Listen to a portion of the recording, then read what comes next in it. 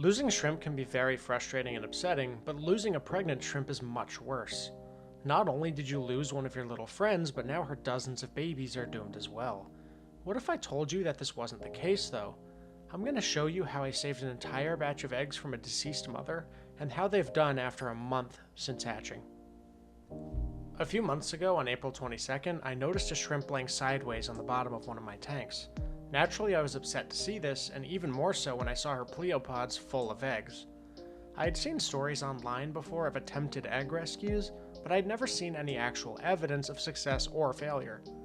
The task was daunting, but I felt a moral obligation to try for the sake of the babies. I carefully removed the late mother from the tank and slowly used a small metal scalpel to remove the eggs from her pleopods. You can see the eggs on screen there after the successful removal.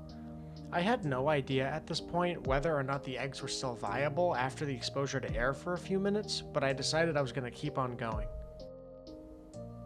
Once the eggs were totally removed, I carefully placed them in a fish net, which I set over the sponge filter in one of my empty tanks.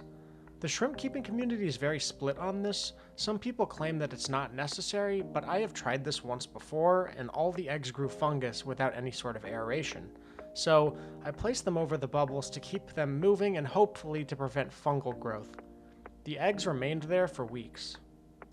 On the afternoon of May 13th, almost 3 weeks later, this is what I found. You can see very clearly that there are a few healthy and active baby shrimp, but a few of the eggs still remain in the bottom. They'd become opaque and had not hatched. My attention immediately focused on the positive though. Despite the unlikely and tough conditions, these little shrimp had weathered the storm and were healthy and active. We are now just past the middle of July, a little over a month after they hatched. The first week I had no idea if any of them had survived because they're such excellent hiders, but now I see a handful of them every day in this tank that they were hatched in. Here they are enjoying a meal with this big ram's horn snail. If you have any questions about this process or have any stories to add, please do so in the comments. I'd love to keep learning about this topic.